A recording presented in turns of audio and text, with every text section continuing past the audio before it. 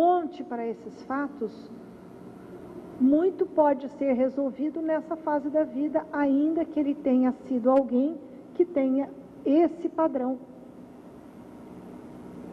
Ou seja, uma nova relação e uma relação baseada numa verdade pode trazer a segurança necessária a ponto de destravar a bomba que seria ativada caso uma pessoa inábil fosse viver com esta pessoa. Então é possível tratar, é possível tratar, é possível orientar, é possível orientar, é possível fazer prevenção, é possível. Desde que se extraia e se compreenda exatamente onde é que está o gancho que prende aos dois, agressor e vítima, qual é a ponta de ligação, qual é a patologia do vínculo. Vocês podem vir aqui, as duas, você e você? Por favor. Então, para fins de clareza, eu vou pedir aqui para as duas colegas, olha, levante o braço assim, vocês duas assim, isso, assim. Agora fixem assim uma na outra, assim, ó, isso. Quando nós estamos falando de patologia no vínculo, patologia vincular, seria a doença naquilo que liga ela a essa pessoa. Se isso é um casal, imagine que aqui é um homem e uma mulher. O que vai nos interessar tratar e decodificar, esclarecer, será o que liga esta pessoa a outra. Não necessariamente nós estamos nos referindo a ela enquanto pessoa e nem a ela, a esta pessoa, mas ao vínculo doente. Esta pessoa é capaz de estar nos ambientes dela, outros sociais, e ser uma pessoa normal. E ainda assim ter um vínculo doente, um vínculo promotor de violência, que se permanecer, ele vai escalar, vai mantendo-se em escalada, ou seja, a intensidade passa a ser maior. Então, quando nós assistimos crimes passionais, por exemplo, entre casais, ainda que esta mulher tenha uma vida, amigas, enfim, dependendo do nível de agressão que vai crescendo, ela passa a deixar de ter vida social, a passar a deixar de ter vida. Por exemplo, ninguém vem em casa, ela é isolada, ela deixa o trabalho. Então, se esta mulher reage a esse homem extremamente ciumento, cedendo a ele, ela dá o reforço necessário para que ele peça mais, para que ele peça mais. Então, nessa relação de consumo um do outro, o que vai ocorrendo? As pessoas aqui, aquele que é subjugado, ele é anulado. Então, é um processo de anulação da identidade do outro. Para que este seja alguém, para que este aqui seja o homem que ele quer ser poderoso, ele precisa anular a própria mulher. Ela precisa deixar de existir. Ela passa a ser aniquilada para que ele tenha força. Porque se estabelece nesse vínculo um conluio, né, com repercussões negativas para a vida de ambos, ele e ela. Ainda que ele se sinta vitorioso, ainda que ele sinta prazer na dominação, né, que seria uma relação sádica, né? Obrigada. Obrigada. Então, como vocês poderiam entender, a pessoa que apanha e gosta, né? Vocês se lembram do debate da música O Tapinha Não Dói? Vocês se lembram que teve uma repercussão dessa história, não é isso? E que pediram que essa música fosse, inclusive, não veiculada ou coisas do tipo, né? Recentemente, teve uma manifestação política em relação a músicas que denegriam a mulher. E foi votado isso como lei. Não pode haver músicas que venham a denegrir seja o índio, a raça amarela, a oriental, a mulher. Então, a nível de estudo, a mulher é a mais atacada, é a mais ridicularizada, não é? Em termos de piada, em termos de exploração de propaganda. Então, veja bem, o que acontece com o nosso mundo, que a figura da mulher vem sendo deturpada de muito tempo, né? É claro que da visão da arte, a mulher, do ponto de vista estético, ela é valorizada desde muitos anos, não é isso?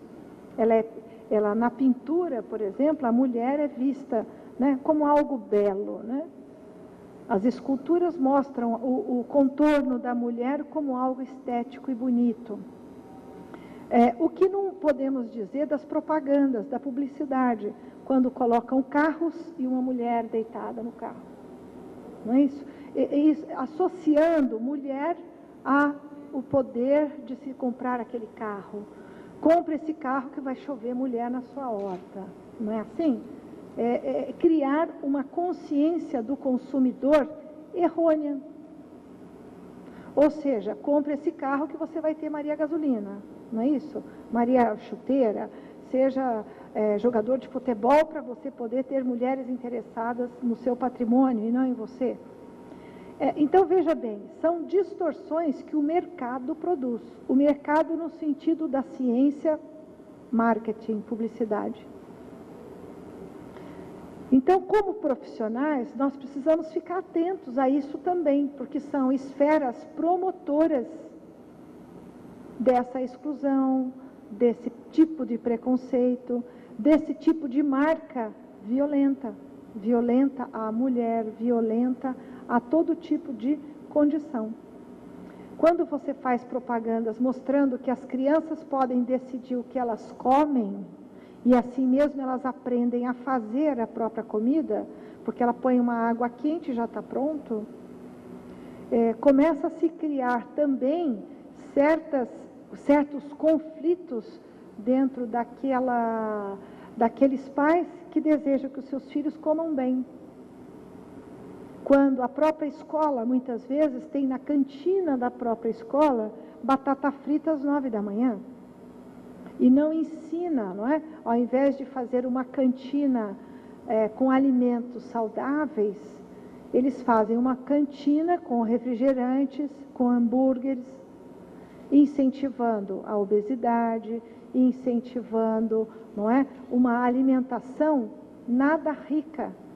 Ao contrário, é aquilo que vai me render mais, porque geralmente a cantina, como ela quer vender, ela não está comprometida com o aspecto educativo e de consciência como nós. Então, se você trabalha numa escola, se você trabalha num tribunal, se você trabalha, ou seja, esse nível de consciência, ele precisa existir para que vocês promovam ações educativas. Essa é uma forma de trabalhar no nível da agressão que nos é feita, inclusive aí, quando é negligenciado ao jovem que vai para a escola, a possibilidade dele aprender que tem uma alimentação melhor que aquela, e que ele precisa, ele vai ter essa consciência, né? Essa consciência crítica, somada, evidentemente, à orientação dos próprios pais. Então, o que é curioso é que muitas vezes, muitos pais têm muito trabalho, mas o consumo e o mercado estraga, porque geram demandas que as crianças não tinham. Então, muitas vezes, as próprias crianças, elas, pela televisão, não é? Pelas influências de novelas, pelas influências de alguns modismos e de pessoas que fazem parte do mundo delas, ditarem regras que não são regras que estão alinhadas com os valores da sua própria família. E elas trazem para dentro de casa essas impressões. Elas vão trazer para dentro do núcleo da família, do grupo familiar, esse debate. Ou seja, a família é complexa, a família ela vive através dos seus conflitos, o que não representa que isso é ruim, porque os seus filhos vão trazer essas contradições que são presentes no mundo lá fora. Ele aprende que para ele ser inserido num determinado grupo, ele precisa ser ele precisa estar dentro do estilo das pessoas do seu grupo. E ele vai trazer essas problematizações e vai precisar dessa orientação dos seus pais para que possa dirigir essas angústias que ele vai ter, a esse enfrentamento que ele vai ter com os seus colegas de escola, com os colegas do bairro, com os amigos do bairro. Então, vocês sabem que crianças e jovens adotam comportamentos por imitação. Eles não fazem reflexão. Os jovens e as crianças, eles simplesmente incorporam, porque eles são abertos. Eles são janelas abertas. E eles simplesmente aceitam aquilo que vem, e se esse aspecto traz algum tipo de sucesso, ele também quer. Então é preciso compreender que o universo de uma família, ele traz um nível de problematização pertinente às contradições da sociedade. Ao que é bom, ao que não é bom. Então, quando uma criança pergunta para sua mãe, mas mãe, aqui na novela essa pessoa não é casada, mas ela está dormindo com outro? Ou seja, quando a criança questiona isso, ela está trazendo uma contradição da sociedade que é apresentada em horário nobre na sala da sua casa. E alguém vai ter que conversar isso com ela. Ah, não, eu não vou criar minha filha fora do mundo, ela precisa saber que isso existe. Sim, ela precisa saber que isso existe, né? Porém sendo esclarecida para isso. Há que se ter uma conversa sobre isso. E principalmente, né, se isso já não brotar dos próprios pais, poderá vir dos próprios questionamentos. Porque o entendimento do jovem e da criança é que aquilo é natural. Mas ela não tem a consequência de que se a namoradinha dela da escola trocar ela por outro, ela vai sofrer. Isso a novela não mostrou.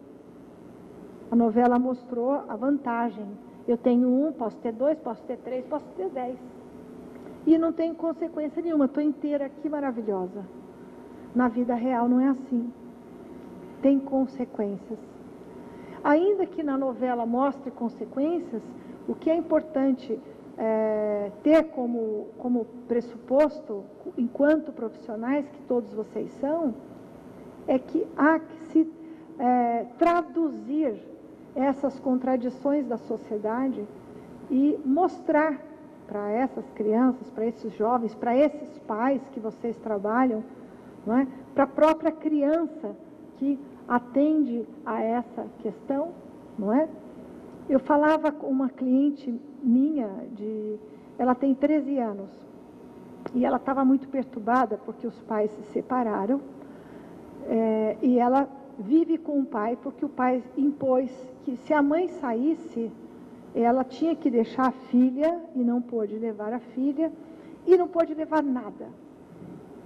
Ou seja, então foi um divórcio, né, violento, no sentido de que ela ia embora, essa mulher ia embora, sem levar nada, e também deixar a filha. E assim ela fez, ela foi embora, e evidente que não conseguiu o divórcio, né? Ela está divorciada pelo gesto de sair e ir para outro lugar, né? E começar a vida. E essa menina passou a apresentar vários problemas, né? Cortar os pulsos, a querer se matar mesmo, porque ela estava infeliz, até pela vida. O pai sai, vai trabalhar, ela fica sozinha em casa o dia todo, e a vida dela se modificou. Ela não sente muito afinidade com o pai. E ela sente falta da mãe dela, ela não tem afinidade. E assim o pai veio recheando ela de presentes, tablet, joguinhos. Olha, para você ficar em casa à tarde, mas eu não quero que você saia. Ele não quer que vá na casa da irmã que é casada. Ele quer o controle absoluto da filha. E assim ela está uma filha tecnológica. Só que por 3 vezes ela tentou, né, se matar, cortando os pulsos. E assim ela desenvolveu uma depressão, não quer mais sair, teve dificuldade de ir para a escola. Ela está indo à escola, né? Já está tendo uma resposta. Mas o que foi piorando para ela foi depois perceber que com a doença da filha trouxe a mãe de volta. Então, curiosamente, quanto mais a filha passou a ficar deprimida, mais a mãe precisou vir passar o dia com ela e depois ir embora. Dormir com ela lá e ir embora. Ficar, às vezes, um dia na casa do ex-marido, vamos dizer assim, na ex-casa dela, não é? Ter que ficar com a filha no fim de semana. E assim, o ex-marido ali junto. Então, nessa relação estranha, como se este homem tivesse conseguindo trazer essa mulher de volta, eles passaram a ter uma vida íntima novamente. E aí a filha não aguentou. Ou seja, aí ela desenvolveu mais sintomas, porque ela não entendia como é que a mãe dela, que tinha um outro companheiro e vivia em outra casa, tinha para com o pai dela também uma outra vida. E aí essa filha passou a apresentar todos os sintomas possíveis advindos das contradições da mãe. Ou seja, a filha não foi poupada daquilo que é privado. Então, a violência, ela ataca de uma maneira que o espaço psicológico dessa criança não foi protegido. Ela tem todos os assuntos dos adultos dentro dela.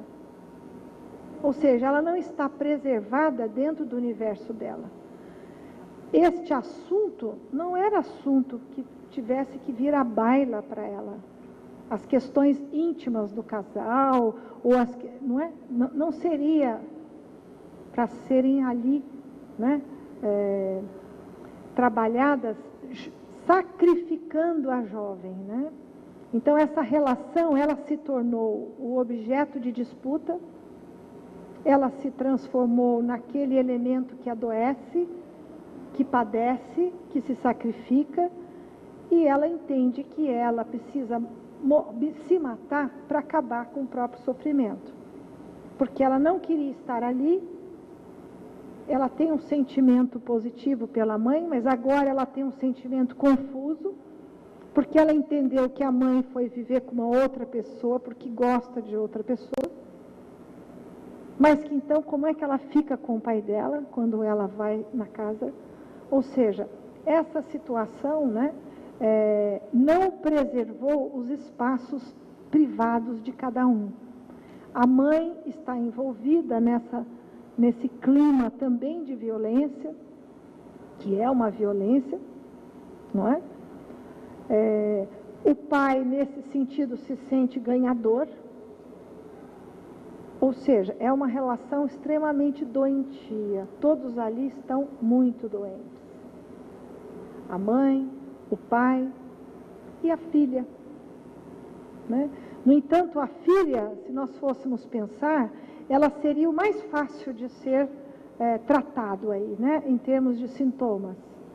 Mas com o fator do pai e a mãe serem mantenedores da doença, como eu mostrei aqui, o vínculo desses dois é tão doentio que quem está sendo utilizado como bode expiatório vai apresentar os sintomas.